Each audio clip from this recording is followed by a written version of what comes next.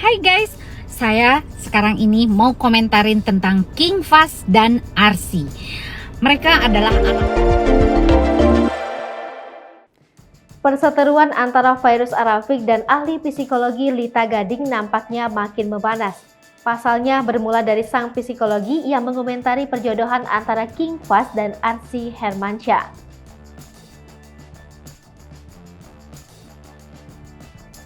Dalam video tersebut, ia meminta agar kedua anak artis tersebut tak lagi dijodohkan di usianya yang masih kecil.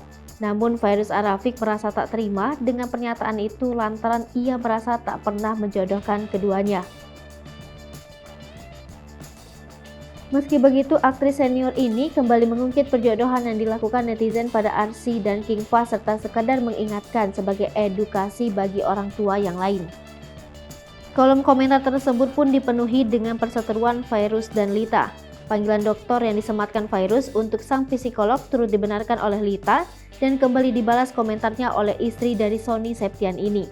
Menanggapi hal itu, Lita pun menilai jika Fairuz justru emosi dengan pernyataannya. Bahkan ia juga menyebut ibu 3 orang anak itu kurang dewasa menghadapi permasalahan tersebut. Lantas, Fairuz membalas di kolom komentar yang mengatakan bahwa dirinya tak terima disebut emosi. Ia hanya meluruskan dengan konten yang dibuat oleh Lita Gading. Tak hanya itu, hal tersebut lantas diketahui oleh Sony Septian, suami Fairuz Arafiq. Di dalam unggahan yang sama, Sony pun langsung pasang badan dan membela sang istri. Melalui akun Instagram @sonyseptian, ayah sambung Fahd ini memberikan 3 poin komentar untuk Lita Gading yang ternyata pernah main sinetron bareng dengannya. Sony mempertanyakan klaim Lita yang mengaku kenal dengannya.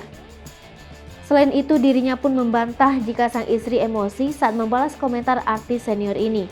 Sony Septian ini juga menyayangkan sikap Lita yang memilih untuk mengunggah video dan membuat keributan di media sosial dibandingkan langsung berbicara dengannya dan Fairuz. Dirinya pun menuding Lita memiliki tujuan tertentu dengan membawa nama Fahd dalam kontennya.